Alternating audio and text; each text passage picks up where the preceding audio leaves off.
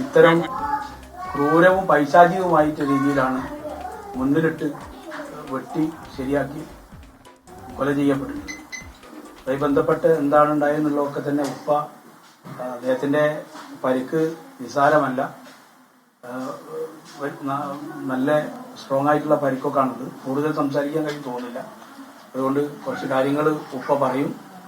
പിന്നെ നേരത്തെ നമ്മൾ പറഞ്ഞ പോലെ ഈ അനിശ്ചിതത്വം തുടർന്ന സമയത്ത് തന്നെ കുട്ടി വീട്ടിലേക്ക് വന്നപ്പോൾ പല നിരക്കും മലിന കമ്മിറ്റിയും കാരണവന്മാരൊക്കെ തന്നെ പഞ്ചായത്ത് അറിയാനും ഒക്കെ ശ്രമിച്ചിട്ടുണ്ട്.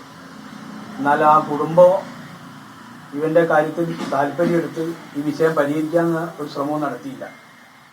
അങ്ങനെ എല്ലാവരുടെ ശ്രമത്തിന് ശേഷമാണ് നമ്മൾ പോലീസ് സ്റ്റേഷനിലേക്ക് സമീപിക്കുന്നത് കഴിഞ്ഞ 28-ാം തീയതി. അതിനുശേഷം ഇത്രയും സമയത്തും ഈ സംഭവം നടക്കുന്നത് വരെയും പോലീസ് ഈ പ്രദേശം സന്ദർശിക്കുകയോ വീട്ടുകാരോട് വന്ന് കാര്യം ചോദിക്കുകയോ ഇരു കൂട്ടരെ ഒന്ന് വിളിച്ചിരുത്തുന്നതിന്റെ അപ്പുറത്ത് മറ്റൊന്നും നടന്നില്ല എന്നുള്ളതാണ്. ആ നിലപാടുമാണ് ഇത് കൊലയിലേക്ക് എത്തിച്ചിട്ടുള്ളത്. കാരണം നിന്നെ ഒരു ഉപാധി ഇല്ലാതെ ഇതിന്റെ അപ്പുറം പോരുകയാണെങ്കിൽ പോരുക, പോന്നിട്ടില്ലെങ്കിൽ നിന്നെ ഞാൻ നശിപ്പിക്കുമെന്ന് പല തവണയും ഈ കുടുംബത്തോട് ആക്രോശിച്ചിട്ടുണ്ട്, പറഞ്ഞിട്ടുണ്ട്, മറ്റ് പല രീതിയിലും അറിയിച്ചിട്ടുണ്ട്. അപ്പൊ അങ്ങനെ ഒരു അപകട ഭീഷണി ഉണ്ട് എന്ന് നമ്മൾ പോലീസിനെ അറിയിച്ചിട്ടുണ്ട്. ആ നിലക്ക് ഒരു ഗൗരവം എടുക്കായ പോലീസിന്റെ ഭാഗത്ത് വന്ന് സാധാരണ ഒരു പെറ്റീഷന്റെ മുകളിൽ വന്ന് വീട്ടിലൊന്ന് അന്വേഷിച്ച് കാര്യങ്ങൾ ബോധ്യപ്പെടുന്ന ഒരു അവസ്ഥ പണ്ടൊക്കെ നമ്മളെ പെറ്റീഷന്റെ മുകളിലുണ്ടായിരുന്നു. ഇത് വാങ്ങി വെച്ചിട്ട് സൗകര്യപ്രദമായ സമയത്തൊന്ന് വിളിക്കുന്നതിനപ്പുറത്ത് വേറെ ഒരു മൂവ്മെന്റും ഇത്തരം ഏറ്റവും പ്രധാനപ്പെട്ട വിഷയത്തിനകത്ത് പോലീസ് സ്വീകരിക്കാത്തൊരു സമീപനം കണ്ടുവരുന്നുണ്ട്. അതുകൊണ്ടാണ് ഇത്തരം വലിയ അപകടമായ രീതിയിലേക്ക് ഈ കേസ് മാറിയിട്ടുള്ളത്. ഒരു 10-22 വയസ്സായ ഒരു കുട്ടി നഷ്ടപ്പെടുകയും അതോടൊപ്പം 3 വയസ്സായ ഒരു കുട്ടി അനാഥാവുകയും ചെയ്യുന്ന ഒരവസ്ഥയിലേക്ക് എത്തിയിട്ടുള്ളത്. ഇനി എന്താണ് ഉണ്ടായെന്നുള്ളത് പറഞ്ഞിട്ട് ബാക്കി കറക്റ്റ് ചെയ്ത് പറഞ്ഞു പോകും. അപ്പോൾ കഴിഞ്ഞ ദിവസം ചെക്കന്റെ പ്രതിയുടെ ഉമ്മ പറയുന്നത് കേട്ടു, അവൻ ഒരു ലഹരി പദാർത്ഥങ്ങൾ ഉപയോഗിക്കുന്നില്ല എന്നും അത് അങ്ങനത്തെ ഒരു കുഴപ്പമുള്ള ആളല്ല എന്നൊക്കെ പറയുന്നത് കേട്ടു. എനിക്കത് കൊല ചെയ്തതിനെ ന്യായീകരിക്കുന്ന സമീപനാണ് സ്വീകരിച്ചത്. പലതവണ ഇവര് ബന്ധപ്പെട്ടിട്ടുണ്ട് ഉമ്മയും ഉപ്പനെയും ഈ പ്രശ്നം പരിഹരിക്കാൻ വേണ്ടി. ഈ കുട്ടിയെ ദ്രോഹിക്കുന്ന സമയത്തൊക്കെ തന്നെ ഉമ്മയുടെയും ഉപ്പയുടെയും കുടുംബത്തിന്റെയും അവന്റെ ഉമ്മയുടെ ഉപ്പയുടെ കുടുംബത്തിന്റെയൊക്കെ സപ്പോർട്ടോടുകൂടിയാണ് ഒരു നികൃഷ്ടമായ രീതിയിൽ കുട്ടിയെ ദേഹോപദ്രവം ചെയ്യുന്നത്. പല സമയത്തും ഈ ലഹരിക്ക് അഡിക്റ്റായി വന്നിട്ടാണ് ഒക്കെ ചെയ്തിട്ടുള്ളത്. പല സമയത്തും അത് ഇവരെ ബോധ്യപ്പെടുത്തിയിട്ടുണ്ട്. കുട്ടി അവസാന റൗണ്ടാണ് ഇവിടെ തിരിച്ചു വന്നിട്ട്. കാരണം ഒരു സ്നേഹിച്ച് ഇഷ്ടപ്പെട്ടു പോയ ആളുകൂടെ വിവാഹം കഴിച്ച് പോയത് ഉമ്മയുടെയും ഉപ്പയുടെയും കുടുംബത്തിന്റെയും കൂടുതൽ താല്പര്യം കൊണ്ട് ആകാത്തത് കൊണ്ട് വരാനുള്ള മടിയോണ്ടാണ് ഇങ്ങോട്ട് തിരിച്ചു വരാതുന്നത്. അവസാന റൗണ്ടിൽ ഒരു നിലക്കും മുന്നോട്ട് പോകാൻ കഴിയില്ല എന്നുള്ള നിലക്കാണ് തിരിച്ചു വന്ന് പരിഹരിക്കപ്പെടാൻ റംസാനൊക്കെയാണ് അത് കഴിഞ്ഞിട്ട് ഇരുന്ന് ചർച്ച ചെയ്ത് പരിഹരിക്കാം എന്നുള്ള നിലക്കാണ് നമ്മളും ഒന്ന് കാത്തിരുന്നത്. അതാണ് സംഭവം ഉണ്ടായിട്ടുള്ളത്. ബാക്കി കാര്യങ്ങൾ ഉപ്പ എന്നുള്ള നിലക്ക് ഉപ്പ പറയും. കടുത്ത ശിക്ഷ നൽകി പോകണമെന്നൊന്നും ഇതിന്റെ അകത്ത് മറ്റ് മെല്ലപ്പോക്ക് നയം സ്വീകരിച്ച പോലീസിന്റെ നിലക്ക് അവരാരാണോ അതിന്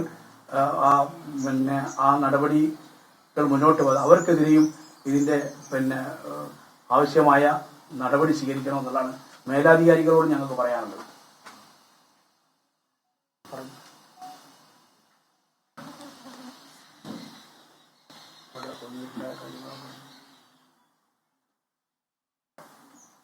ഒരു ദിവസം രാത്രി അവൻ എന്നെ വിളിക്കുകയാണ്, നിങ്ങൾ ഇങ്ങോട്ട് വരണോ, ഞങ്ങൾ കാക്കവല്ലി ഞങ്ങളെ വീട്ടിലുണ്ടാവും, അവൾക്ക് എൻ്റെ കൂടെ നിൽക്കാൻ കുറച്ച് ബുദ്ധിമുട്ടുണ്ട് എന്നാണ് പറയുന്നതെന്ന് പറഞ്ഞു. ആയിക്കോട്ടെ, ഞങ്ങൾ രാത്രി വരാമെന്ന് പറഞ്ഞ് ഞാനും വൈഫും കൂടി അവിടെ പോയി. രാത്രി അവിടെ പോയി. അവിടെ ഈ പോലെ അവനുമുണ്ട്, അവൻ്റെ ഉപ്പയുണ്ട്, ഉമ്മയുണ്ട്. ഞങ്ങളെല്ലാവരും കൂടി അവിടെ ഇരുന്ന് കാര്യങ്ങൾ എന്താണെന്ന് അറിയാൻ വേണ്ടി സംസാരിച്ച്. അപ്പോൾ സംസാരിച്ചപ്പോൾ അവളെന്നോട് പറഞ്ഞു, എനിക്കിവിടെ നിൽക്കാൻ തീരെ താല്പര്യമില്ല, ഒരുപാട് ബുദ്ധിമുട്ടുകളുണ്ട്. കാരണം പിന്നെ നമ്മൾ ഒരുപാട് അവളോട് നല്ല രീതിയിൽ കാര്യങ്ങൾ പറഞ്ഞു കൊടുത്തു. ഒരു മോളോ കള്ളല്ലേ, എങ്ങനെ പോന്നിക്കാണെങ്കിൽ വളരെ ബുദ്ധിമുട്ടായിരിക്കും. അതുകൊണ്ട് ഇനി കുറച്ചുകൂടി നോക്ക്, എന്താ സംഭവം, നമ്മൾ ഒന്നുകൂടി അന്വേഷിക്കട്ടെ എന്നൊക്കെ പറഞ്ഞു. അവരോട് എല്ലാ കാര്യങ്ങളും രണ്ടാളോടും പറഞ്ഞു കൊടുത്ത് തജിച്ചാക്കി ഞങ്ങൾ പോരാൻ നോക്കിയാൽ. പോരാന്ന് വീട്ടിൽ നിന്ന് പുറത്തിറങ്ങിയപ്പോൾ അവിടെ നിന്ന് ഇറങ്ങി ഓടി വന്ന് ഞാൻ കെട്ടിപ്പിടിച്ച് ഭയങ്കര കരച്ചിലാണ്. അപ്പോൾ എനിക്ക് തോന്നി ഇതിലെന്തോ ഒരു പന്തികേടുണ്ടെന്ന് തോന്നി. അപ്പോൾ ഓൾ അവിടെ നിൽക്കുന്നില്ല പറഞ്ഞു. എന്നാൽ ഈ പോരി നമുക്ക് വീട്ടിലേക്ക് പോവുക, എന്നിട്ട് ബാക്കി കാര്യങ്ങൾ നമുക്ക് അവിടെ വെച്ച് നമുക്ക് തീരുമാനിക്കാമെന്ന് പറഞ്ഞു. അങ്ങനെ ഓളെയും കൂട്ടി അന്ന് ഞങ്ങൾ ഇവിടെ വന്ന് പിന്നെ അവള് എല്ലാ കാര്യങ്ങളും ഞങ്ങളോട് ഒരുപാട് കാര്യങ്ങൾ തുറന്ന് പറഞ്ഞ് 5 വർഷമായി അവളെ അവൻ കൊണ്ടുപോയിട്ട്. പിന്നെ അതിൽ 2 വർഷമായി ഇപ്പം ഞങ്ങളുമായിട്ട് നല്ല രീതിയിൽ നിൽക്കുന്നത്. അപ്പോൾ പിന്നെ ഒരു കാര്യങ്ങൾ ഞങ്ങളോട് ഇതുവരെ അവള് തുറന്ന് പറഞ്ഞു. നമുക്ക് പറയാൻ പറ്റാത്തൊരവസരമാണല്ലോ അത്. അതുകൊണ്ടാണ് അവൾ ഇതുവരെ ഒന്നും പറയാതിരുന്നത്. അങ്ങനെ ഇപ്പം 2 വർഷമായി ഞങ്ങളുമായിട്ട് നല്ല അടുപ്പത്തിലാണ്. അവനും വരും പോവും, എന്ത് കാര്യങ്ങളുണ്ടെങ്കിൽ ഞങ്ങൾ അങ്ങോട്ടും ഇങ്ങോട്ടും പറയുകയും വരികയും എല്ലാ ഇതിലും നിന്നതായിരുന്നു. അപ്പോൾ ഇപ്പോഴാണ് ഒരുപാട് പ്രശ്നങ്ങൾ ഉണ്ട് എന്നുള്ള കാര്യം ഞങ്ങൾ അറിയുന്നത്. അങ്ങനെ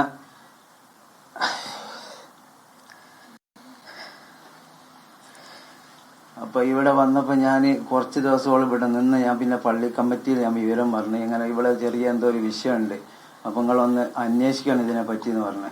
അപ്പോൾ ഇവരവിടെ നിന്ന് അവരെ ഉടുങ്ങക്കാട് മാലിലേക്ക് വിളിച്ച് പിന്നെ കാര്യങ്ങൾ അവരോട് പറഞ്ഞ് അങ്ങനെ കുറച്ച് ദിവസം കഴിഞ്ഞപ്പോൾ അവര് തിരിച്ച് ഇങ്ങോട്ട് തന്നെ വിളിച്ച് അവരോട് പറഞ്ഞ് ഞമ്മക്കൊന്ന് ഇരുന്ന് സംസാരിക്കണമെന്ന് പറഞ്ഞു.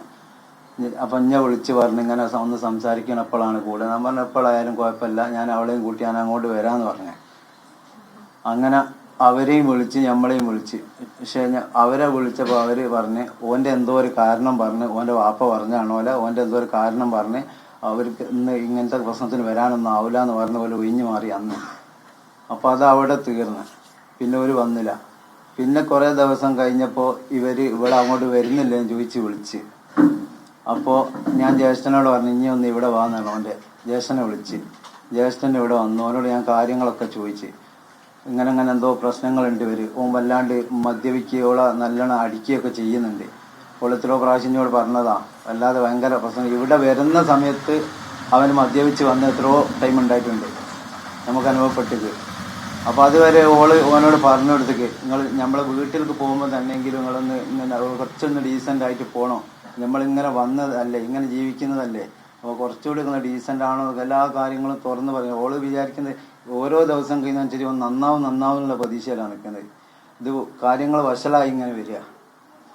പിന്നെ അങ്ങനെ ജ്യേഷ്ഠൻ ഇവിടെ വന്ന് ഓനോട് ഞാൻ കാര്യങ്ങളൊക്കെ പറഞ്ഞ്. അപ്പോൾ ഓൻ പറഞ്ഞ് ഞാൻ ഏറ്റെടുത്തോളം ഓൻ്റെ ഉത്തരവാദിത്വം, പിന്നെ ഓള് പോന്നോട്ടെ എന്നാണ്. ഞാൻ പറഞ്ഞ് അത് എന്തായാലും ഒരിക്കലും ചെയ്യൂല. എൻ്റെ ഉമ്മയും ബാപ്പയും ഇവിടെ വന്നിട്ട് ഓരോട് കാര്യങ്ങൾ ഇരുത്തി നമുക്കൊന്ന് സംസാരിച്ചിട്ട് ഓൾ അങ്ങോട്ട് പോന്നോട്ടെ എന്ന് പറഞ്ഞു. അപ്പോൾ ഓൻ പറഞ്ഞാൽ ഞാൻ രാത്രി ഉമ്മനെയും ബാപ്പനെ കൂട്ടിയിട്ട് ഞാൻ വരാമെന്ന് പറഞ്ഞു. അങ്ങനെ വീട്ടിൽ പോയിട്ട് ഓൻ തിരിച്ച് മോളെ വിളിച്ച് ഓളോട് പറഞ്ഞ് ഈ കാര്യത്തിന് എൻ്റെ ഉപ്പയും ഉമ്മയും ഞാനും വരൂലെന്ന് പറഞ്ഞു. വരൂലെന്ന് പറഞ്ഞപ്പോൾ ഞാൻ പറഞ്ഞു എന്നാൽ അവിടെ നിൽക്കട്ടെ, നമ്മൾ വേറെ എന്തെങ്കിലും വഴി ഉണ്ടോ നോക്കുക. ഒരാളെ ഉത്തരവാദിത്തം അല്ലാണ്ട് എന്തായാലും എൻ്റെ മോളെ ഞാൻ പറഞ്ഞേക്കൂല എന്ന് ഞാൻ പറഞ്ഞേക്ക്. അതങ്ങനെ പറഞ്ഞേക്കാൻ പറ്റൂലല്ലോ. അങ്ങനെ പിന്നെ അവൻ പിന്നെ ഇവിടെ വന്ന് 1-2 പ്രാവശ്യം ഇവിടെ വന്ന് ഇവളോട് പറഞ്ഞ് ഭയങ്കര കരച്ചിലായിരുന്നു. എന്താ വെച്ചാൽ എനിക്കാരുമില്ല, വാപ്പ വേറെ പോയി, ഉമ്മ വേറെ പോയി, ജ്യേഷ്ഠൻ വേറെ പോയി, അതിനെക്കൊണ്ട് ഇനി ആരും ശ്രദ്ധിക്കുന്നില്ല, അതിനെക്കൊണ്ട് ഇനി എന്തായാലും വരണമെന്ന് പറഞ്ഞ് ഭയങ്കര കരച്ചിലായിരുന്നു. അതെല്ലാം കേട്ടപ്പോൾ മോളോട് ഞാനും പറഞ്ഞു മോളെ എന്തെങ്കിലും ആയോ നന്നാവുമായിരിക്കുമോ, നമുക്ക് വേറെ എന്തെങ്കിലും ഒരു വഴി നോക്കാം, ഇവിടെ എവിടെയെങ്കിലും ഒരു കോട്ടേഴ്സ് എടുത്തിട്ട് നമുക്ക് ഇവിടെ നിൽക്കാം, വാടക അല്ലെങ്കിൽ ഞാൻ കൊടുത്തോളുന്നുണ്ട്.